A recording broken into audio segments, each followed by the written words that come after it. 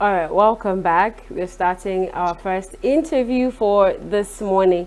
You know, 2 days ago, yesterday, not so sure, we had a massive mass defection from PDP to APC of 16 lawmakers in Rivers State. Now, this morning we'll be discussing what the political implications are. How does this affect the growth or the downsides of politics in River State and in by extension the nation? This morning we have Barrister Haya King. He's a legal practitioner and human rights advocate. Good morning, Barrister Haya. Yes, good morning. Thank you. Thank you very much for having me on your show this morning. It's a pleasure being on your show this morning. Thank you so much. All right. Now, we had, like I said, we had 16 defections. Let's start off with, what do you think led to this mass defection yesterday? Well, I wouldn't know what led to the defection, but I expected it. If you recall, when we discussed the issue of defection the last time we spoke, not the last time or the last two times we spoke, I told you I was expecting more defection. Let me say this before continuing, that I'm still expecting defection.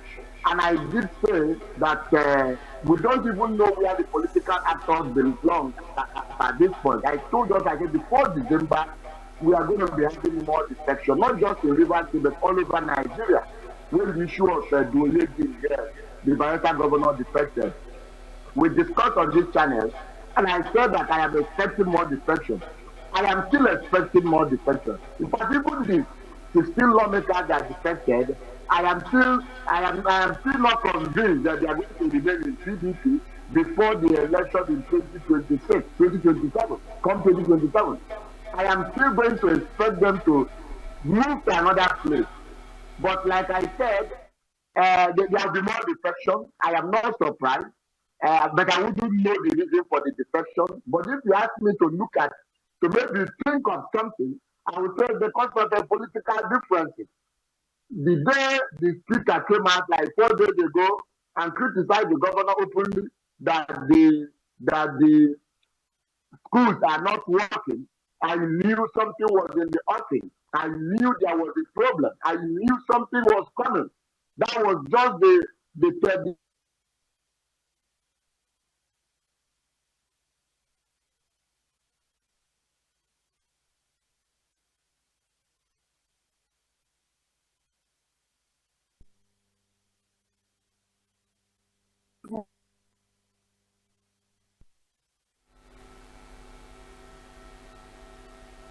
I don't know whether you are still hearing me.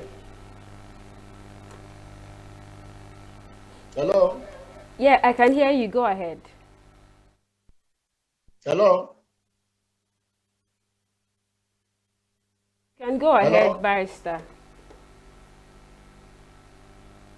Hello?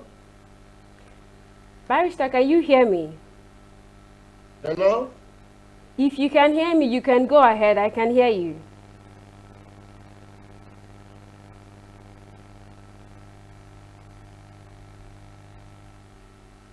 All right, we'll go on a short break. We'll be right back. Hello?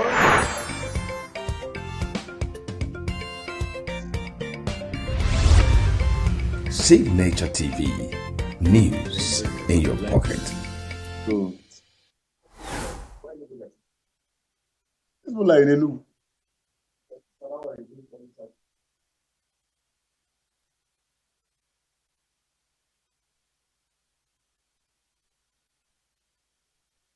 Every second, every minute.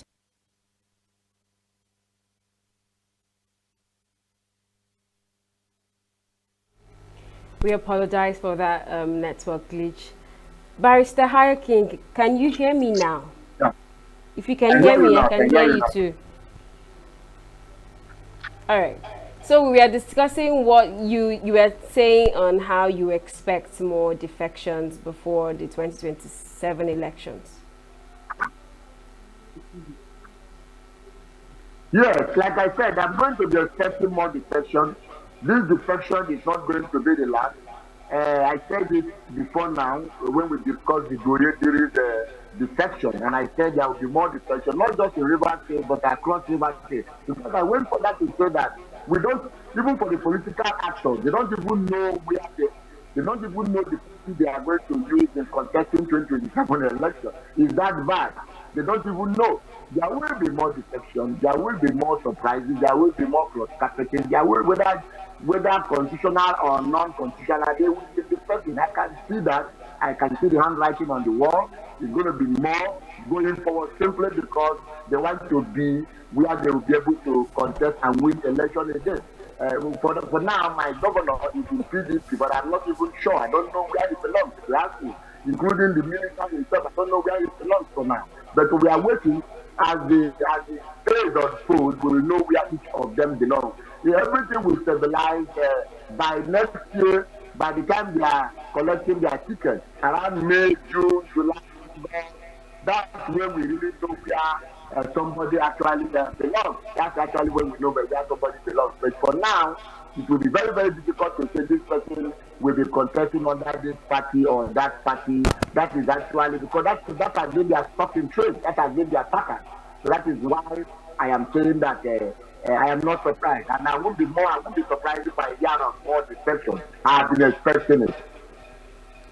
Now, you've said that you expect more defection and, more people to defect in the state.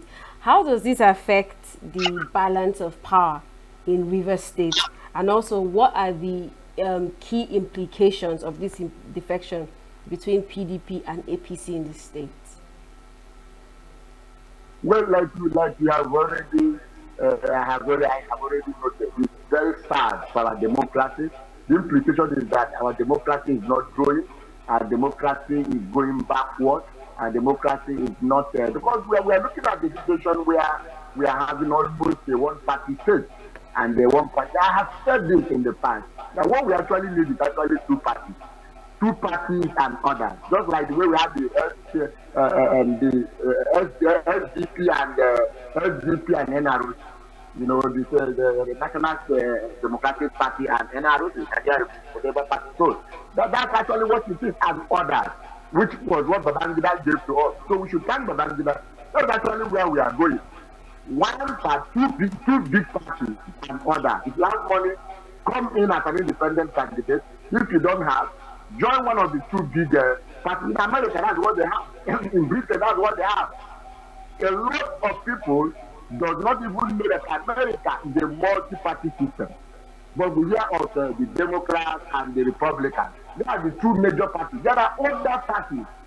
But these are the parties we know in America. But there are several others, including independent candidates, which the person that came close to winning the presidential election for the first time was Rose Perot, the billionaire. Rose Perot almost won that election, single-handedly funded his election.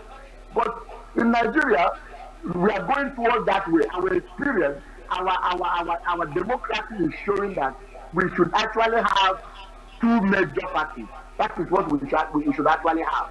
Look at in 2014 when APC came up. It was when APC came up as a bloc that they were able to challenge PDP successfully. It's the same thing that we need in Nigeria, because we are having just one party now. So we'll let the whole candidate come under one party. But because of our politician ambitious nature, they won't want to do that. And they are scattering themselves, destroying themselves, and all that. They cannot come together. There is no cohesion. There is no unity among them. But if we have a formidable opposition to APC and produce a very credible candidate, you will see that it will be very, very difficult for APC.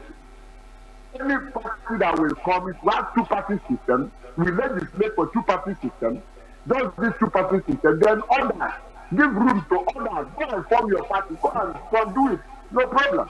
Then these two major parties, you will discover that the party in power at all times will be very careful, because if they make any mistake, the opposition party will take over the political position. So you see them begin to perform, begin to speak. When they speak, they will do what they said. Not when they tell us something else, they do something else. That is my own take, if you ask me. And that is where we are going. That is why we see this defection. Because if there is no strong party, we have even seen before now that we have a party structure in Nigeria where the party wins election, not individual. But again, I can see that going towards 2027, we may begin to, with our experience in 2023, where individuals started counting. I am going to be saying or expecting that going into 2027, we are going to experience it more where private individuals will now win instead of parties. That is to tell you that what we need is these individuals to have a very big platform, a very big position. And that is what every party in power does not want. They don't want the opposition to come together. Like, look at PDP. From 2015, PDP has been a shadow of itself. It cannot come together. Their presidential candidates will cross to another party, come back to PDP, governors will cross, come back. They are just like that. So the opposition, the party in power makes sure the opposition does not come together.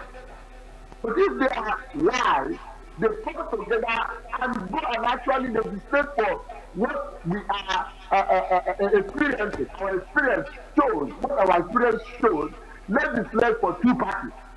On the other hand, then these two major parties will be competing.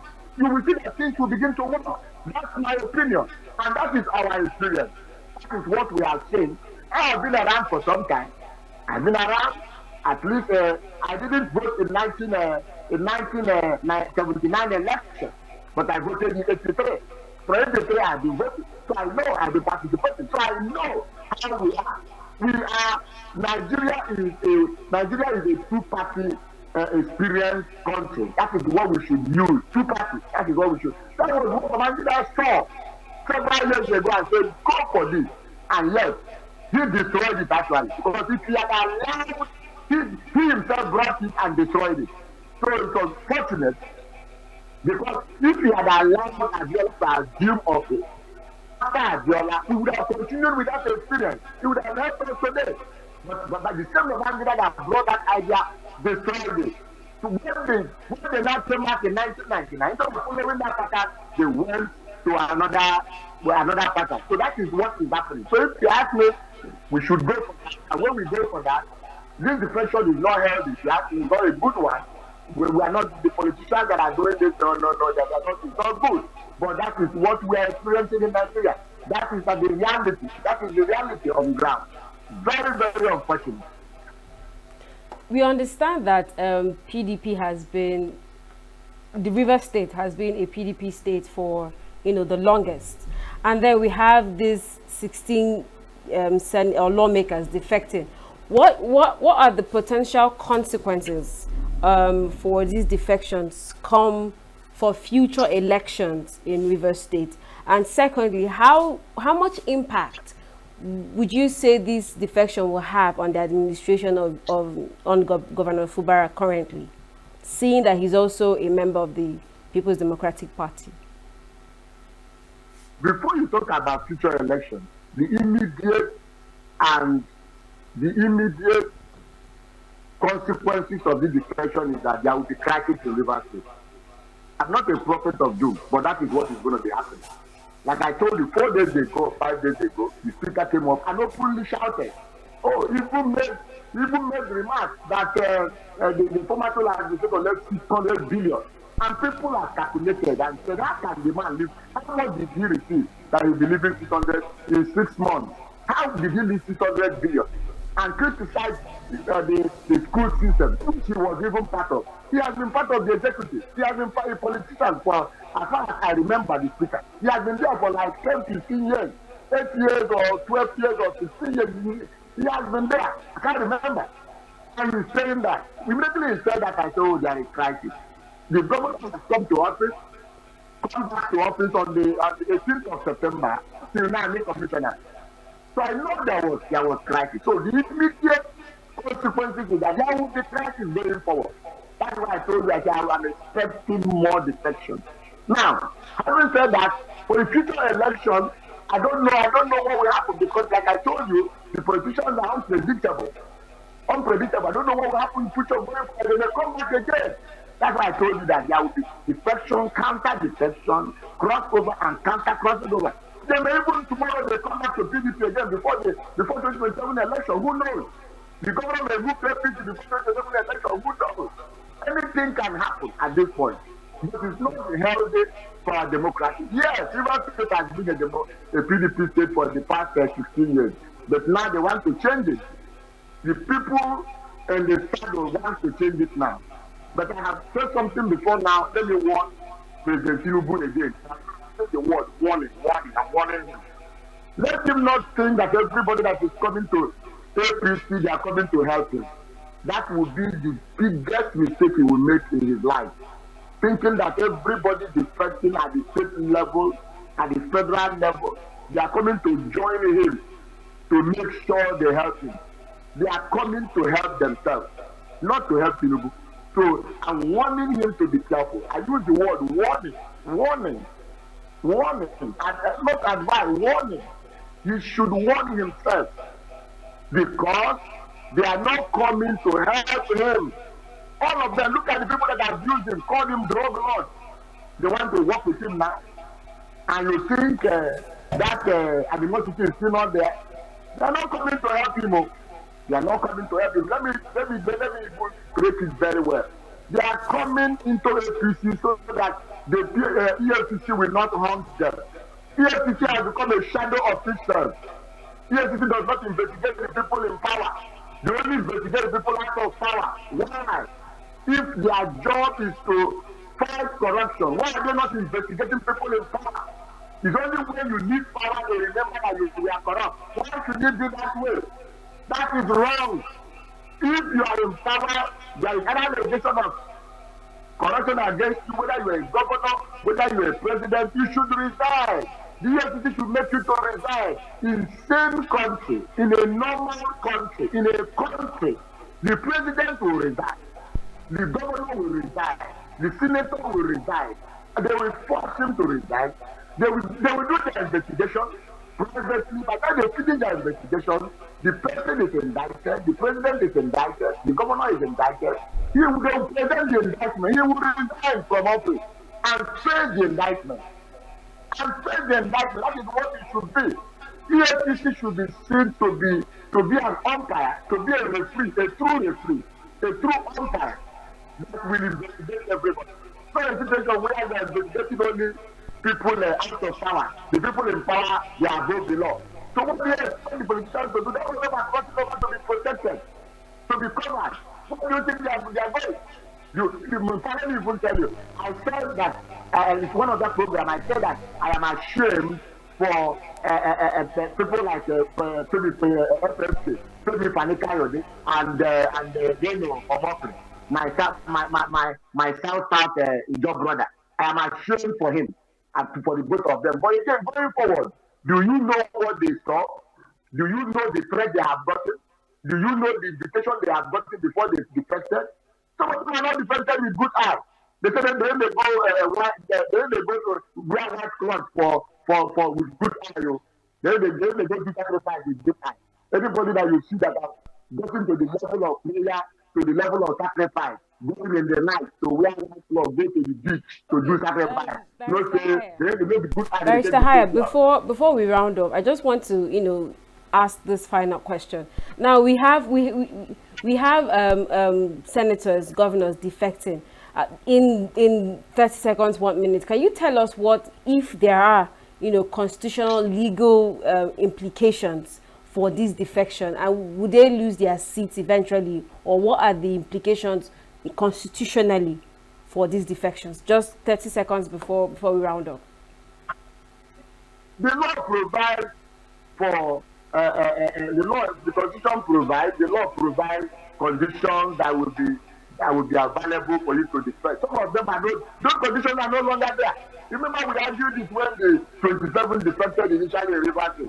Several issues, several interpretations came up. We didn't defect, we defected. the party, the constitution is very clear. There must be a clear present danger in your party. Your party must be in crisis. Not all those things the politicians have destroyed it. Like I have always said, the Nigerian politicians, they don't do what is right, they don't do what is legal, they don't do what is constitutional, they only do what is political. And most of the time, what is political is unconstitutional, is illegal, is immoral. Thank you. And they keep on doing it. And they will keep on doing it. They don't give a damn. They don't give a Barrister damn. Hire.